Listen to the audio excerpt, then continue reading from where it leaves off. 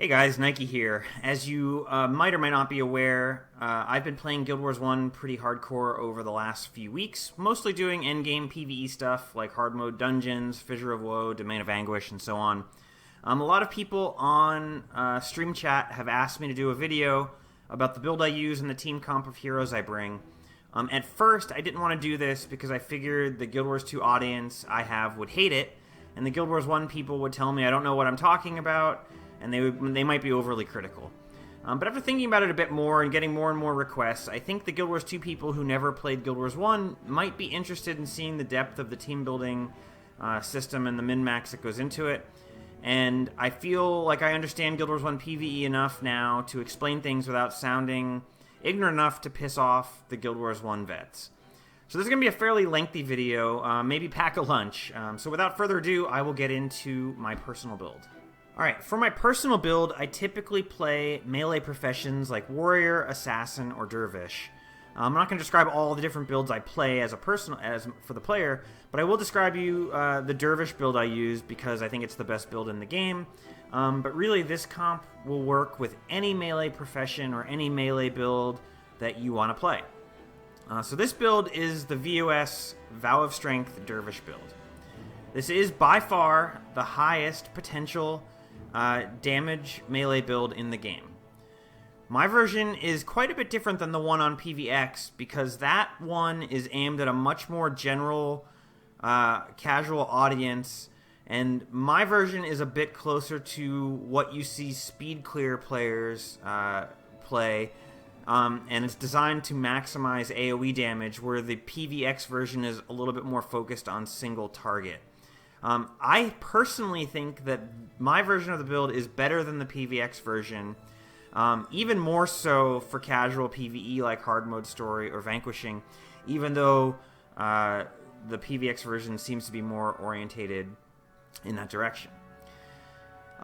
Anyway, to describe the build, it's based on keeping up massive AoE damage with Vow of Strength, Sand Shards, and Eremite's Attack.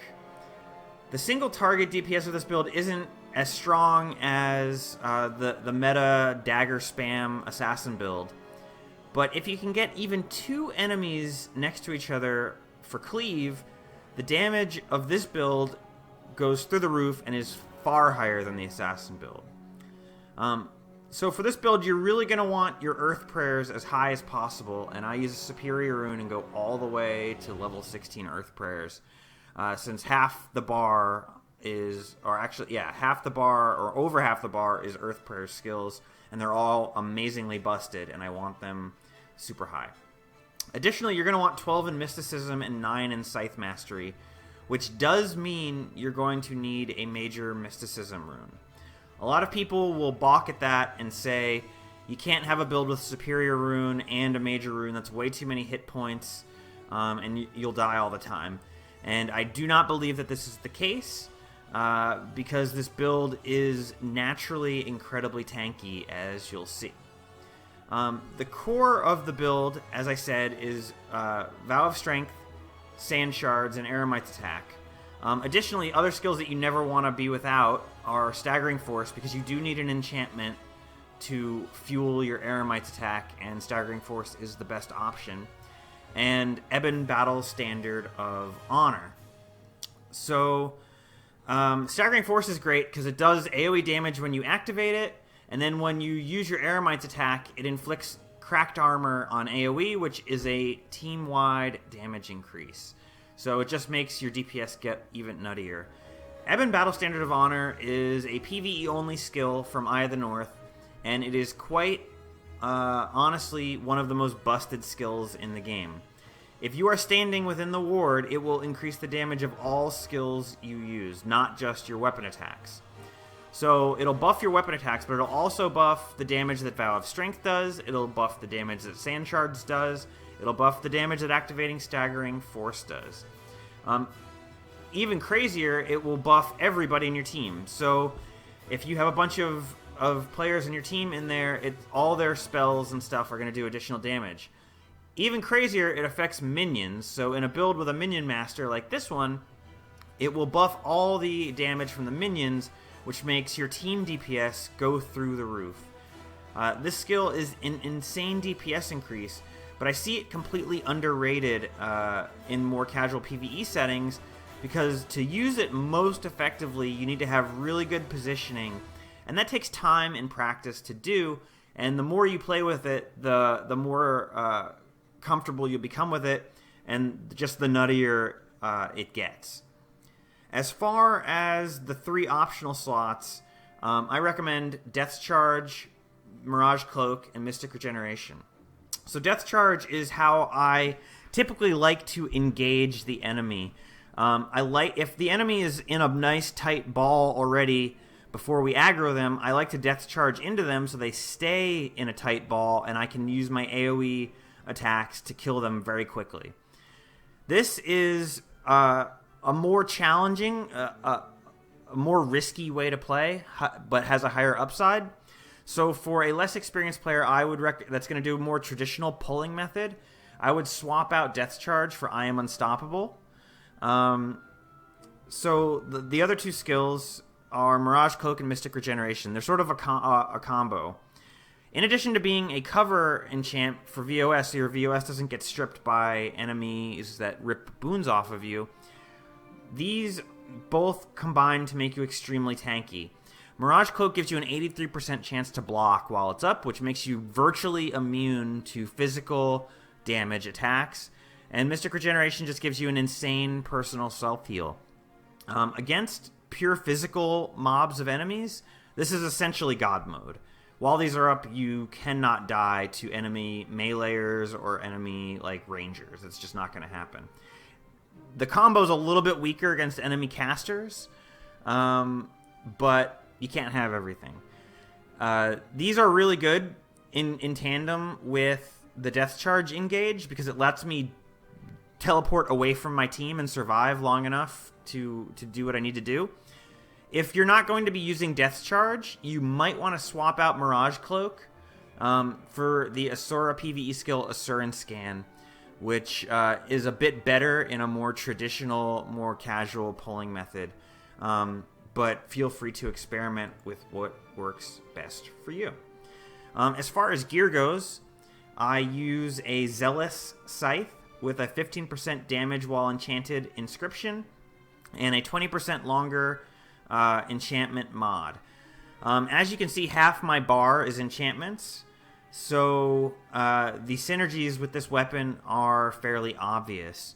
As far as armor insignias go, I recommend Windwalker, because I almost always have 3 or more enchantments up on this build at any given time, which makes this insignia significantly higher value than any other insignia combo in the game. Yeah, so that's enough for my personal build. You can play, like I said, this comp will work with any melee build, so it's not super important that you play this particular build, although I would recommend you give it a try if you're interested in the Dervish, because it is super, super powerful. Alright, so one thing I want to preface before I get into describing this team comp is that I did not in any way create or invent this build. It's been in the community for years and years, and I'm simply describing it here. I am not taking any credit whatsoever in this creation. Also, I want to say that I'm not going to go into the gear minutia of every hero. For the most part, for 90% of the gear, I follow what it says on PVX. However, where I disagree with what PVX has, I will point it out. Also, lastly, I would like to say that you should tweak your team comp when necessary. If you're in a heavy hex zone, or a heavy physical zone, or what have you, you should always swap out skills that are going to be less effective for other skills that are going to be more effective. In Guild Wars 1, that sort of thing is expected and required to succeed in the most challenging areas. Though for casual hard mode, PvE, or even normal mode, whatever you're interested in, I will say that this build is as close to fire and forget as you can get in Guild Wars 1. So with that said, let's get into the core of the build. And the core of the build is the Blood is Power Necro Ritualist Healer. In addition to being your group's main healer, This single character provides the energy management for all of the casters in your party. Normally in comps without Blood is Power, each hero has to devote about 8 or 9 attribute points and 2 to 3 skills on their bar for energy management. With Blood is Power, your casters can put those attribute points and skill slots to use for additional offense or utility. This is amazing. In Guild Wars, you have 8 characters, and they each have 8 skills. So your team comp has 64 skills. Now, if you have 3 skills on every bar dedicated towards energy management, so that's 24 potentially skills on your team that are basically do-nothing skills besides give your team energy. If you can take 1/3 of the skills in your team comp and turn them into more offense, that is just a humongous upgrade. So the upside is just insane of this build. The downside of this build is this particular character sacrifices 33% of their own health every time they use Blood as Power, and they use it a lot. If this character gets focused by the enemy team, you can fall apart very quickly if you aren't in turn killing the enemy quickly enough. Later on in the video, I will discuss ways to start fights and engagements with minimizing the risk that this character will get killed, but we'll cover that later. As far as gear goes, this is one that I do take exception with what's on PVX. I believe PVX says to use a 40/40 resto set. Personally, I believe that you should use a staff with 20% longer enchantments. For the few times that your character doesn't have ashes up, you'll get higher value out of your Blood is Power, an extra 2 seconds of Blood is Power. This is a very, very minor marginal gain, but in my opinion, it's a gain worth pursuing. So that is one area where I differ. So the skills on the bar are Blood is Power, which we've talked about is the elite skill. It gives insane energy management. Blood Bond is a skill that has a huge synergy with this team. Blood Bond is a hex that also does AoE, so if the enemies are balled up, which you want them to be, it will hex all of them. So any time that anyone in your party hits a foe with this hex, they gain 18 health. Meaning, every time your minions hit the target, the minions heal, which has amazing synergy with minions that we don't want to die. Additionally, since the Dervish build cleaves, and really any melee build that's meta is based around AoE damage, you have a really high self-healing or not self-healing, but Blood Bond has a lot of gives you really high intrinsic passive healing, which will help keep you up when you're fighting inside a ball of enemies. Just a really good skill.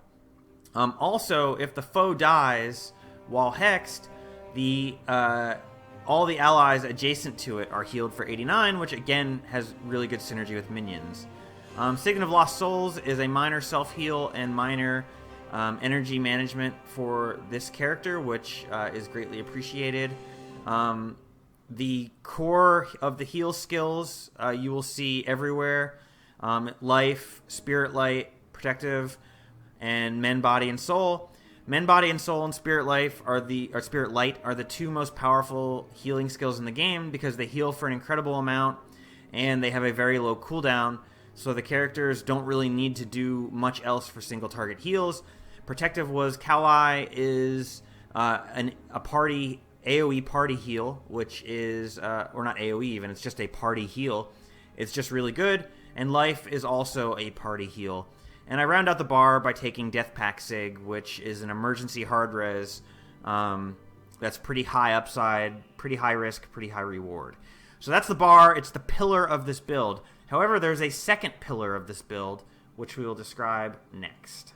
All right, so the second pillar of the build is the soul-twisting Ritualist. This character uses the spirits Union, Dissonance, and most importantly, Shelter to give team-wide damage reduction. This character is, in quite a lot of ways, a single point of failure for the team, so it is vitally important to protect this character and prevent it from dying or taking damage from the enemy. And again, as I prefaced with the BIP character, I will show you how to do that later. So what do we have on the bar? This character uses Boon of Creation, which is a minor self-heal and energy management skill.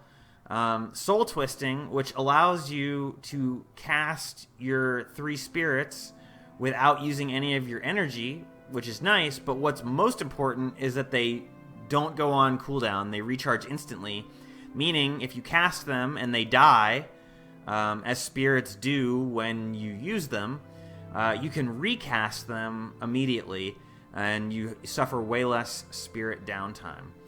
So for the spirits themselves, we have Shelter, which is the most important.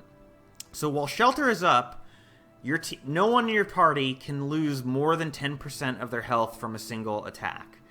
Meaning, no matter how nasty that enemy boss Ellie that does normally 400 damage per lightning magic spell it casts, no matter how powerful that is, you're only going to take 10% of your health.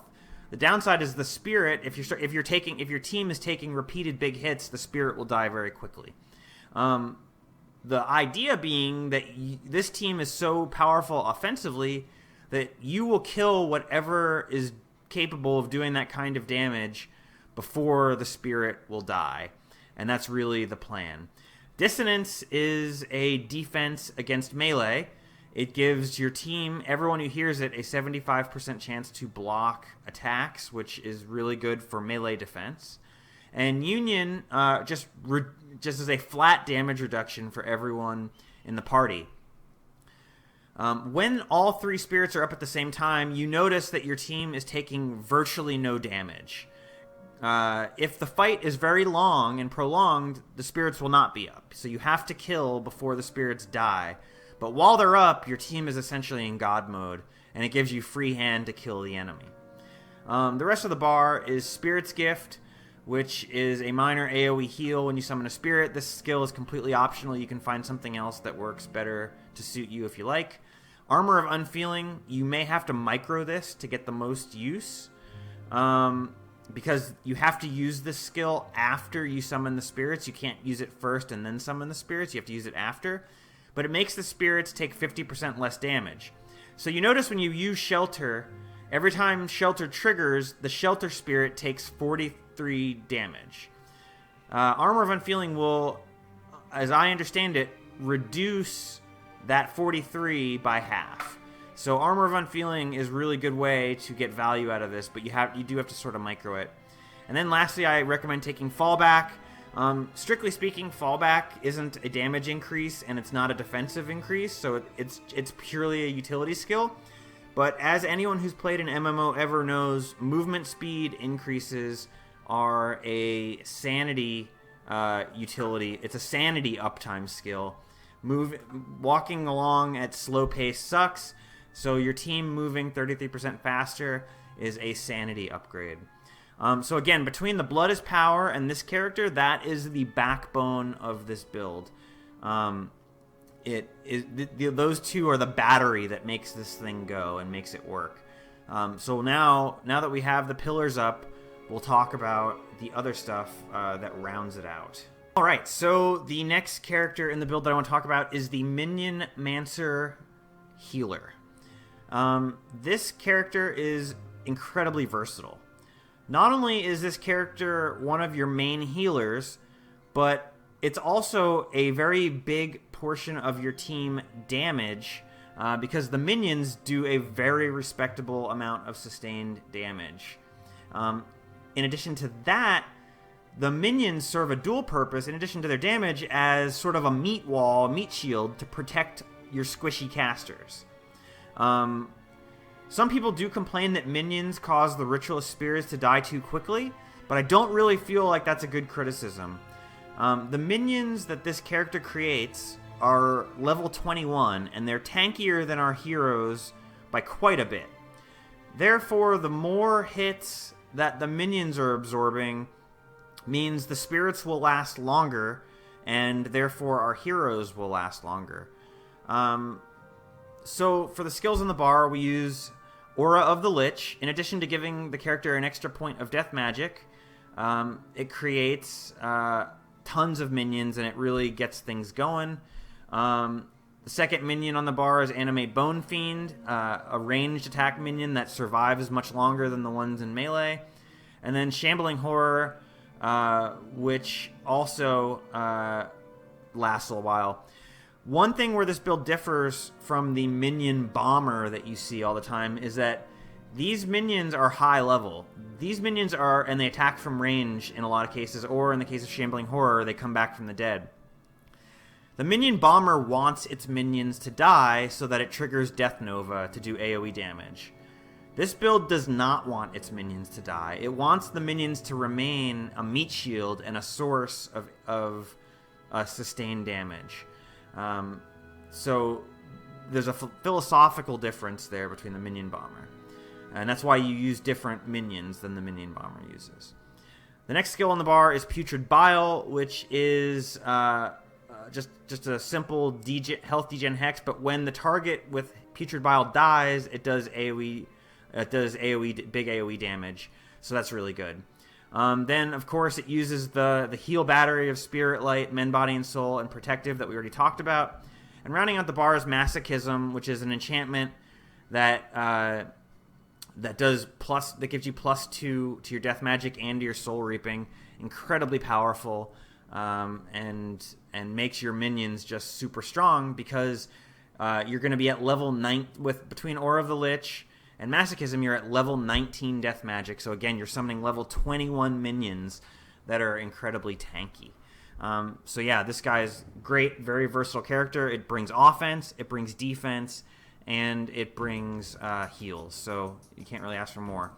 As far as the weapon, this is one place where I differ from PVX. I believe PVX recommends using either 20/20 Resto or 40/40 Resto set or a 40/40 Death set. I'm not sure which. But again, this character has 2 very powerful enchantments on its bar, and they're relatively long-lasting. So I want an enchantment duration weapon for this character, simply because you get more value out of having these enchantments up longer. So yeah, the Draknor's Death Staff gives you 20/20 on your death spells and the 20% longer enchants. I think it's just the ideal weapon for this build. The rest of the gear matches PVX. So then we will move on to the next character in the comp. Alright, the next member of our team is a Channeling Smiter Rit. This guy is fantastic. I run him as a Ritualist because I have extra Ritualist heroes, but most players only have one Ritualist, and that's Xandra. Some have Raza. If you have Raza and he's a Ritualist, use him here. A lot of people use Raza as a Mesmer so they can get a third Mesmer hero, and in which case you might just have to run. You might be forced to run this guy as a monk. But really, the build is the same whether you run them as a monk or a Ritualist. It's just slightly better as a Ritualist. But don't feel like you can't run this team comp because you don't have the Ritualist. Just use a monk. It'll be great. This character's job is to buff my damage. He exists really to make sure that I own as much face as possible with Splinter Weapon and Strength of Honor.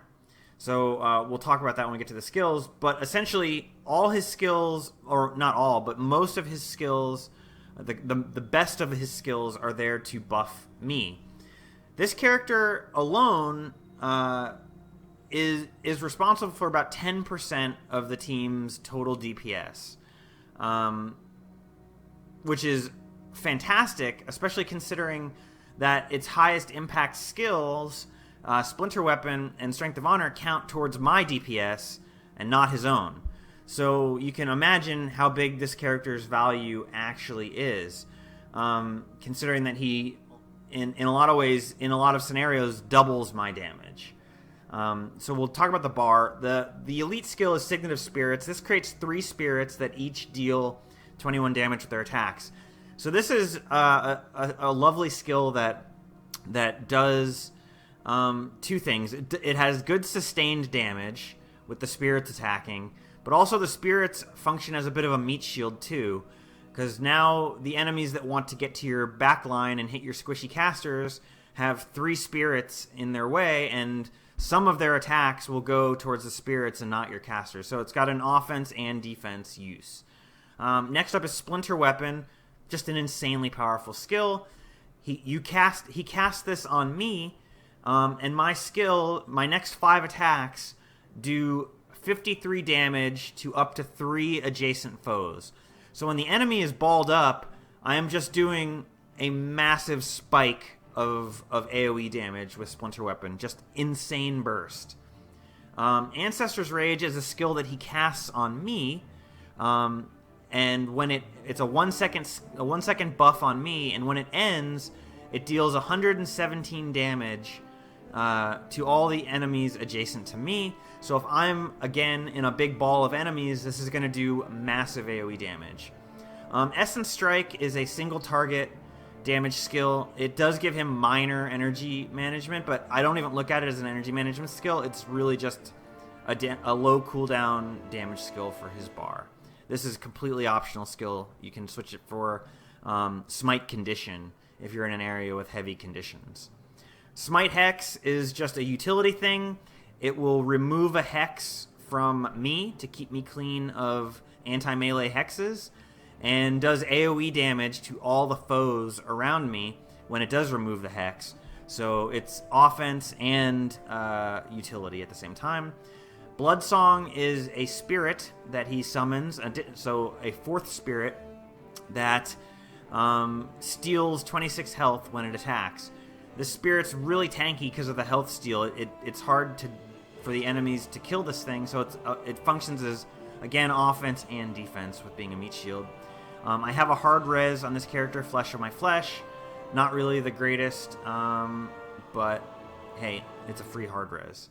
And then lastly, and very maybe not most importantly, but second most importantly to Splinter Weapon, is Strength of Honor. This is an enchantment he casts on me and maintains it on me, and it's a perma buff, essentially, that adds 21 damage to all of my attacks. You might say, well, 21 damage, that's not really too much, but look, the base damage on a scythe is 9 to 41, so the average is somewhere around 20. So the average attack from my scythe, we'll for the sake of argument, non-crit, is going to hit for about 20. With Strength of Honor, it's going to hit for about 40. So it's essentially doubling the base damage of my scythe.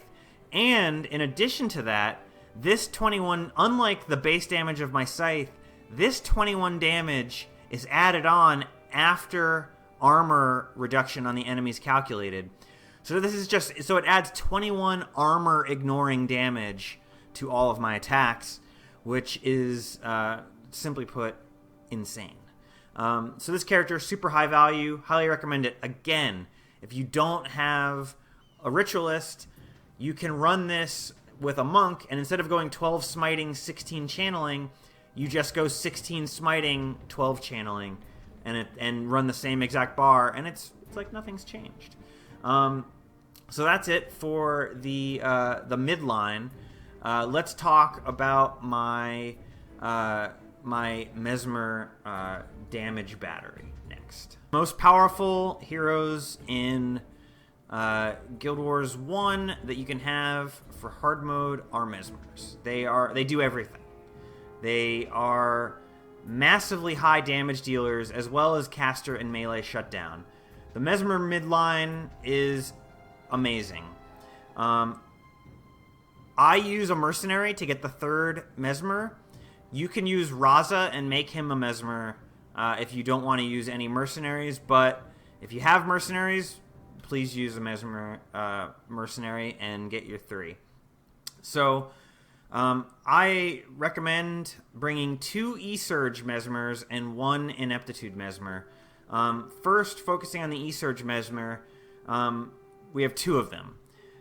They both share some skills in common, and the general idea of those skills is big armor-ignoring AoE damage and anti-caster interrupts.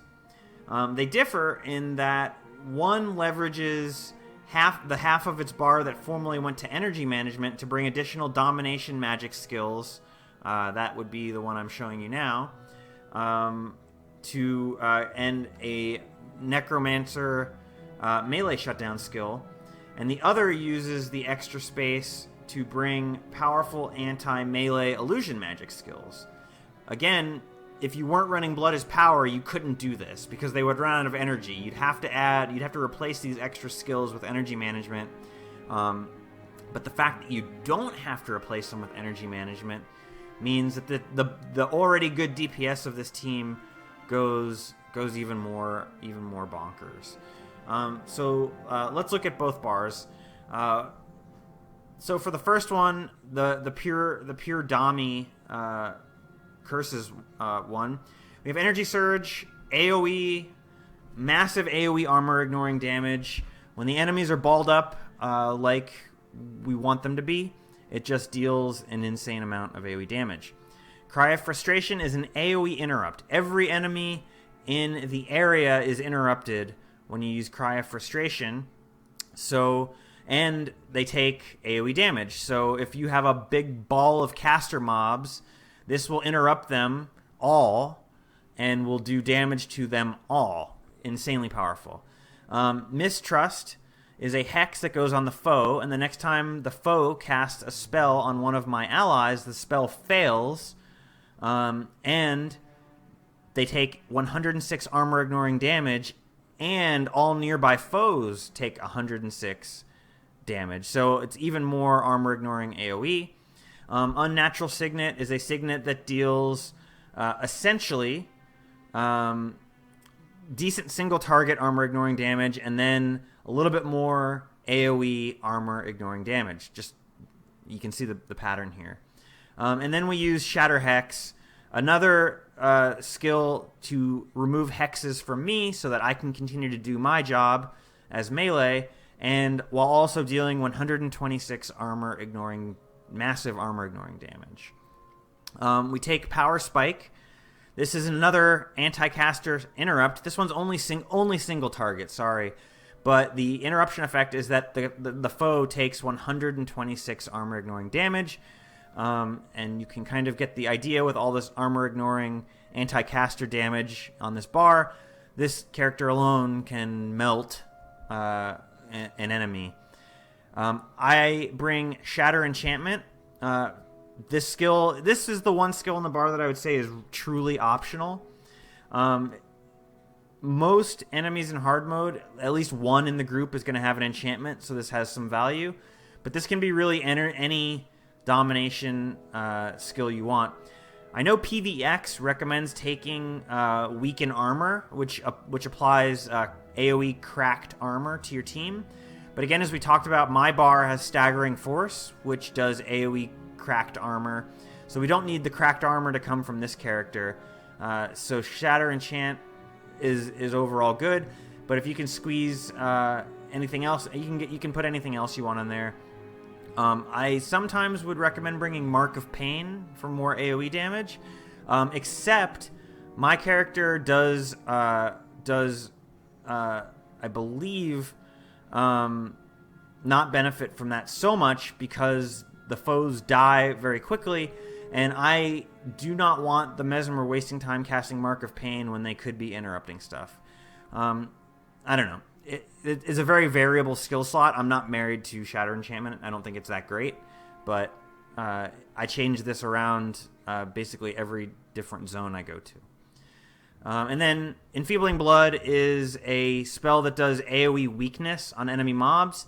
The character prioritizes casting this on enemy melee mobs, and weakness drastically shuts down the damage that enemy melee characters do. So this is a very powerful skill, and pretty awesome. The other Mesmer is full-on Dami magic, but also puts a lot of points into illusion to get more anti-melee stuff. So the first 5 skills in the bar we've already talked about because they're common with the other one. But this guy brings instead of Shatter Enchantment and the Necro spell, this character brings Signet of Clumsiness, which is an AoE interrupt for a melee attack or a bow attack.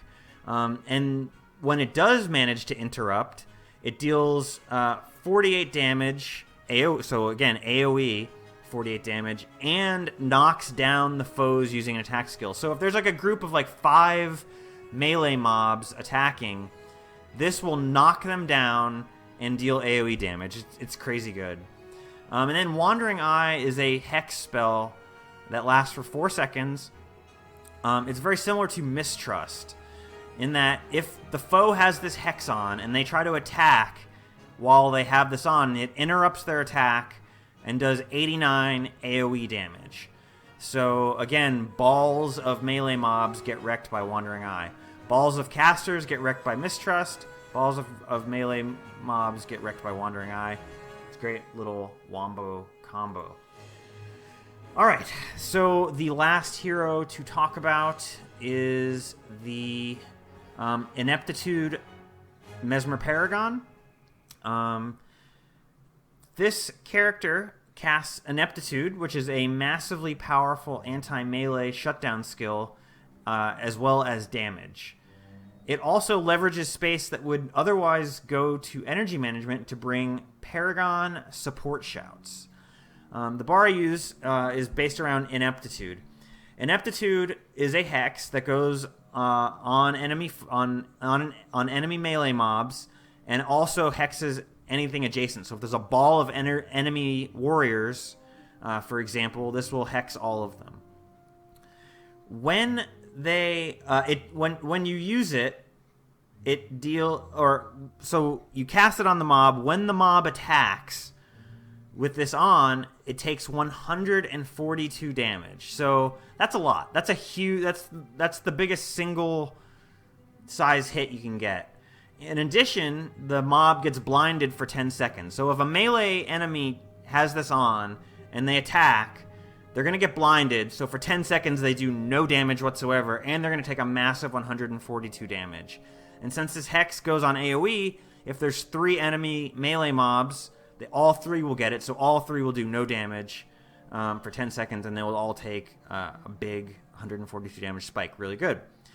Wandering Eye, we already talked about that. Very similar, very powerful. Accumulated Pain. When you cast it, it deals 79 damage to the target. It's a single target. And it inflicts a 21-second long deep wound if the target has 2 or more hexes. The one thing that my personal build doesn't have, or none of the other builds have, is a source of deep wound. Deep wound reduces the target foe's health bar by 20%. And reduces any healing that they would receive. So Deep Wound is super important, and this is here to serve as the source of Deep Wound in our comp. Deep Wound is very valuable for fighting bosses or big single target stuff. So you got to have it somewhere in your comp, and this is where I choose to get it from. Signet of Clumsiness, we talked about that. And then lastly, we have Arcane Conundrum, which is a very powerful anti-caster spell. It hexes casters and ones adjacent to the target. So if the enemy casters are balled up, it's going to hit all of them. While they have this on, it doubles the casting time of their spells. And when Arcane Conundrum ends, the character gains 7 energy. We don't necessarily care about the energy, although it does come in handy. What matters is that if there's a ball of enemy casters, they are all getting double casting time to their spells. Not only does that drastically lower their damage output because they don't get to spam spells as much, but it also gives all our characters who are brimming with interrupts much more of a chance to interrupt their spells. Really good, really powerful. And then when you have like enemy Ellie mobs, for example, that have like Meteor Shower, that can be, or Firestorm, those can be deadly to a team of heroes. But Meteor Shower has a base 3-second cast time. So when an enemy mob has Arcane Conundrum on and they try to cast Meteor Shower, it's almost laughable how long it takes them to actually cast it. And with this many interrupts around, it's not going to happen. So for the Paragon stuff, we bring Stand Your Ground, which is a shout. Again, these are all AoE skills that buff your team in AoE. Party members in earshot gain 24 armor when not moving. So it just makes everybody in the party just a little bit tankier. Never Surrender. When the character uses this, everyone in the party gains a little bit of HP regeneration, which kind of reduces pressure a little bit on the healers. And lastly, we have Fallback, which is that sanity check, movement, increasing skill. So yeah, that is the comp. That is the builds that I use. So the next thing I want to talk about is really how to use the build. What really matters most in Guild Wars 1 is how to engage fights and how to pull the mobs properly. Because every room and every group of enemies is going to be different, it's going to require different tweaks and different pulling strats to successfully clear an instance. So there's no one single way to do it. You have to mix and match depending on the circumstances that the instance provides you with. However, there are 3 base types of pulls that I want to show. One is the open field engage, one is corner tanking, and one is shadow step engage. I'm going to go over all 3 types and show examples of each. So stick around. Alright, this is the open field engage. So what you see here is the triangle formation. You have your 2 healers on either side set back so that enemies can't hit both of them at the same time. You have your main damage guys in the middle, and then you have your Minion Mansur meat shield in the front. Now I only have 1 minion up, so it's not much of a meat shield, but you can imagine what it would be like with 11 minions up. There'd be a lot to do. So I have them all flagged there. The idea is that I'm going to go forward, pull the enemies back, and force the enemies to run through the meat shield. Now, if I had a ton of minions, you would see that they would kind of get stopped by the minions and do that. Then I'm going to focus on the most dangerous enemies first at that point. The most dangerous enemies being the enchanted scythes that can actually cleave down my team. The idea of this type of engagement, and this is a very standard open field engagement where there's no opportunity to corner stack and no opportunity to use the terrain to your advantage. The advantage is that your characters are not going to get annihilated in one burst by the enemy. I'm going to do my best here, as you can see, to focus on the most dangerous enemies first and try to get that taken care of. But it's relatively straightforward how this operates. You keep your team, like I said, the healers are separated so they can't be taken down at the same time, and they're far back so that they're almost never going to get focused by the enemy. Once the fight starts and there's chaos, you might want to unflag your heroes so that they don't stand and take any AoE. But as you can see, we managed to clear that pull pretty straightforward. So moving on.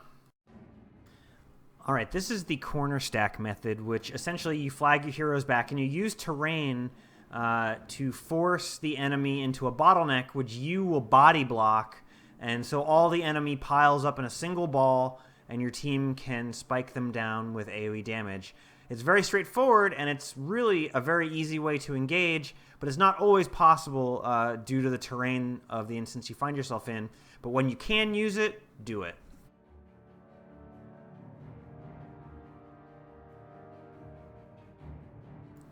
All right, so the last engage, this is the teleport engage.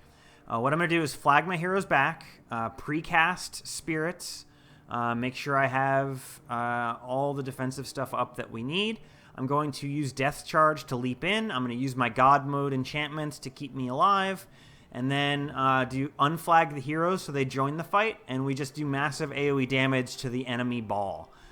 You can see how this works, and it is a good way to deal with open field stuff when you have the opportunity and the enemies start in a ball and they never leave it.